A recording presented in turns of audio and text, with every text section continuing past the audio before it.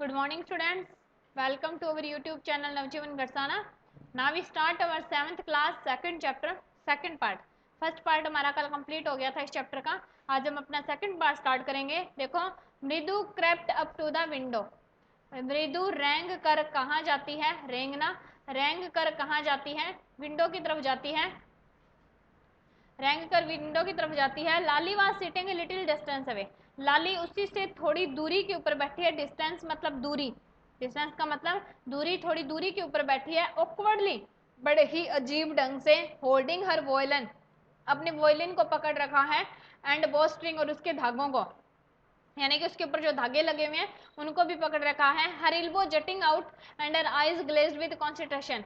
उसकी कोहनी है वो बाहर की तरफ निकली हुई है. एंड आईज, उसकी आंखें जो है ग्लेज्ड, निहार रही है. विद कॉन्सेंट्रेशन, ध्यान मगन होकर के. यानी कि उसने अपने हाथ में वॉयलिन पकड़ रखा है, वो म्यूजिक की प्रैक्टिस कर रही है, तो उसकी इल्बो जो है वो बाहर निकली हुई है और उसने अपनी आंखें ध्यान मगन उसी के ऊपर टिका रखी है, वॉयलिन के ऊपर ही. In front of her with most of his back of the window, उसके सामने most of his back to the window, अधिकांश खिड़की के पिछले साइड में was the bony figure of the music master. Bony figure, एक हड्डियों का आकृति बैठी है जो उसके म्यूजिक मास्टर है. यानी कि बिल्कुल उसके सामने, जिनकी पीठ जो है वो खिड़की की तरफ है. लाली के सामने बैठे हैं लेकिन उनकी बैक किसकी तरफ है? खिड़की की तरफ है. एक उसके म्यूजिक मास्टर बैठे हैं. He had a mostly bald head, उनका बहुत ही अधिकांश बड़ा सिर है. Fringe of oil black, fringe of oil बहुत बड़ी मात्रा में, यानी कि बहुत ज्यादा उन्होंने अपने सिर पे तेल लगा रखा है. ब्लैक हेयर, काले बाल है. Falling around his ears, falling around जो गिरे हुए हैं अराउंड इज ईयर्स, उसके कानों तक. उनके जो काले बाल हैं तेल से भरे हुए, वो कहाँ है? उसके कानों तक गिरे हुए हैं. एंड ओल्ड फैशन टफ्ट, और बड़े बड़े ही पुराने फैशन से, पुराने रीति रिवाज से उनको सेट किया गया है. यानी कि बाल बना रखे हैं वो बड़े पुराने तरीके से बना रखे हैं. A gold chain gleam around his, एक गोल्ड की चेन, एक सोने की चेन ग्लीम्ड, लटक रही है. अराउंड इज लेदरी नेक, उनके चमड़े की गर्दन, यानी कि उनकी जो गर्दन है उनकी चारों तरफ एक चेन है. एंड ए डायमंड रिंग, और एक डायमंड की रिंग, हीरे की अंगूठी जो है ग्लिटर, चमक रही है. ग्लिटर मतलब चमकना. ऑन हिज हैंड, उनके हाथों में.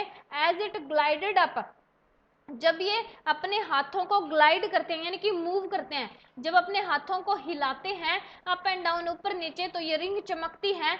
The stem of the violin, उस वॉयलन के तने के ऊपर, यानी कि वॉयलन का जो ऊपर का हिस्सा है, जब उसके ऊपर बार बार हाथों को ऊपर नीचे करेंगे, हिलाएंगे, तो ये रिंग बार बार चमकती है. A large foot stuck out from beneath his gold brocaded वस्तीज, और एक बहुत ही बड़ा पैर स्टक आउट, चोट मारता है, फ्रॉम बीनीथ, नीचे, हिज गोल्ड ब्रॉडेड वस्ती इज, अपनी धोती के किनारे पर. वस्ती, वस्ती किसको बोलते हैं?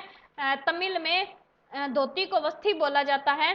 तो हिज गोल्डन ब्रॉडेड बॉर्डर, यानी कि धोती का जो बॉर्डर है वो गोल्ड कलर का है, गोल्डन है, तो उसे क्या है? बार बार बीटिंग, पीटते हैं, हिलाते हैं.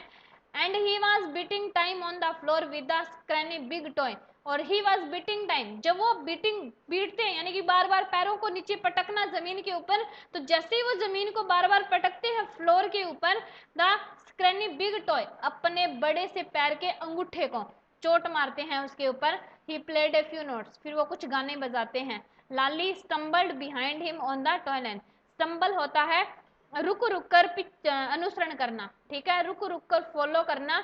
तो वो क्या है? फॉलो करती है वॉयलन की, उनके पीछे पीछे, यानी कि जैसे उसके टीचर उसको सिखा रहे हैं वो उसके पीछे पीछे उसको फॉलो कर रही है. विच लुक्ड क्वाइट हेल्पलेस, जिसको देखकर ऐसा लगता है कि वो खुद को असहाय महसूस कर रही है. And unhappy in her hands, वो क्या है? अपने आप को थोड़ी सी हेल्पलेस फील करती है, थोड़ी सी दुखी फील करती है. व्हाट ए डिफरेंस, क्या अंतर था? The music masters notes, music master का जो गाना होता था, जो वो धुन बजाते थे, सीम टू फ्लोट ऑफ, वो बहती थी, फ्लोट ऑफ बहना, बहती थी. एंड सेटल परफेक्टली, बहुत ही अच्छे तरीके से सेटल होती थी. इनविजिबल ट्रैक, अदृश्य रास्ते के ऊपर, ऐसा लगता था किसी अदृश्य, इनविजिबल किसको बोलते हैं? अदृश्य को. अदृश्य ट्रैक मतलब रास्ते, अदृश्य रास्ते के ऊपर बहुत अच्छे तरीके से बहती थी, चलती थी. ऑफ द मेलेडी, मेलेडी एक संगीत, यानी कि बहुत ही मीठे संगीत के रूप में चलती थी, जिसका रास्ता में दिखाई नहीं देता. It was like the wheels of A train, ऐसा लगता था जैसे कि ट्रेन के जो पहिए हैं फिटिंग स्मूथली, वो बहुत ही स्मूथ तरीके से, बहुत ही लयबद्ध तरीके से आगे चल रहे हैं इनटू द रेल्स, रेल के अंदर, एंड विजिलिंग अलोंग, उसके साथ साथ उनकी आवाज भी आ रही है, विजिंग करने की आवाज, ठीक है, विजिंग गुनगुनाने की आवाज भी आ रही है। रवि सेड, जैसा कि रवि कहता है, यानी कि म्यूजिक मास्टर का जो गीत है वो बहुत ही अच्छा मेलोडी भरा गीत चलता है, बहुत अच्छा लगता है।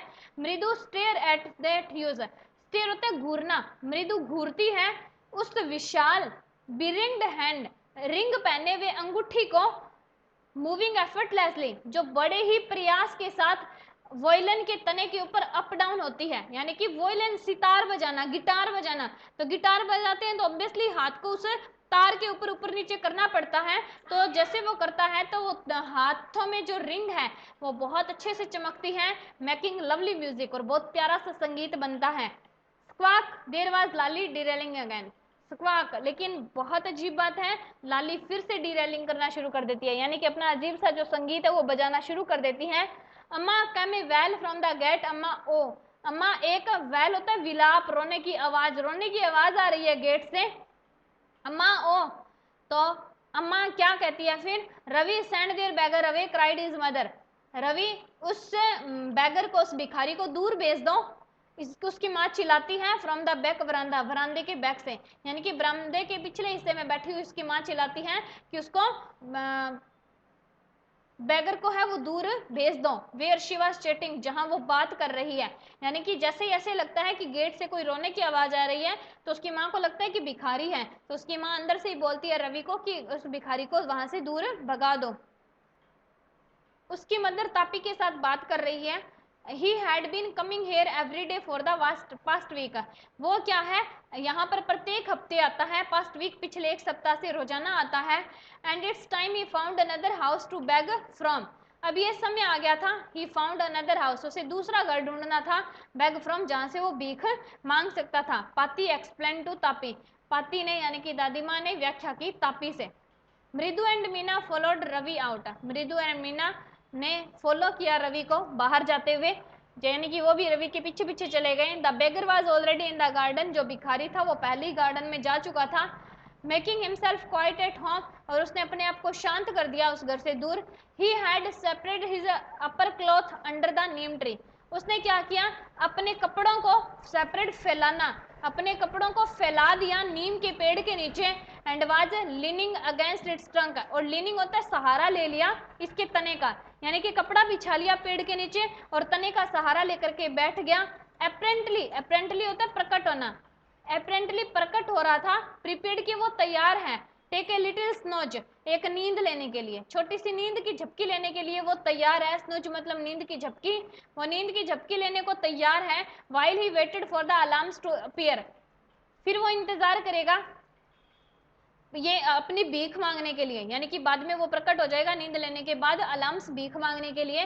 गो अवे सेड रवि स्टर्नली, लेकिन रवि वहां जाकर क्या कहता है, यहाँ से दूर चले जाओ, रवि ने उससे बोला स्टर्नली, एकदम सचेत होकर के।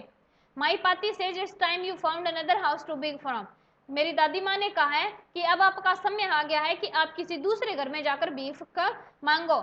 The beggar open his eyes, beggar ने अपनी आंखें खोली, वेरी वाइड, बड़े ही चौड़े रूप में, and gazed at each of the children one by one, वहां पर प्रत्येक, यानी रवि था, मृदु था, मीना थी, तो उन तीनों बच्चों को वो घूरने लग गया, गेज होता है घूरना, वो घूरने लग गया वन बाय वन, एक एक करके। The ladies of this house, इस घर की औरतें, ही सेड, उसने कहा, at last in a voice choked with feeling, एक आवाज के अंदर कि वो भावनाओं के साथ बोलती है, वेरी काइंड सोल, वो बहुत ही दयालु आत्मा है, यानी कि इस घर की औरतें अगर कुछ कहती भी हैं तो वो बात करती है भावनाओं के साथ करती हैं, बहुत दयालु उनकी आत्मा है। I have kept my body and soul together, मैंने अपना शरीर और अपनी आत्मा एक साथ रखे हुए हैं, on their generously for a whole week, इस उदारता के साथ पूरे एक हफ्ते से, यानी कि उसकी माँ दादी माँ सारे यही बात कर रहे हैं कि ये भिखारी पिछले एक हफ्ते से रोज आ रहे हैं। तो रवि को कहा कि उसे बोलो कि यहाँ से चला जाए, रवि ने आके कहा कि तुम यहाँ से जाओ, तो उस भिखारी ने इनसे कहा कि इस घर की जो औरतें हैं उनकी उदारता की वजह से तो मैं पिछले एक हफ्ते से यहाँ रोज आ रहा हूँ, उन्होंने मेरे आत्मा को, मेरे शरीर को एक साथ बांध दिया है, इस घर की औरतें बहुत दयालुता से बात करती है। I can not believe that they would turn me away, मैं विश्वास ही नहीं कर सकता कि वो मुझे यहाँ से दूर भेज देंगे, मैं इस आपकी बात को बिलीव नहीं करता कि ये क्या करेंगे, मुझे दूर भेज देंगे। ही रेज्ड हिज वॉइस, उसने अपनी आवाज को ऊंचा उठाते हुए कहा।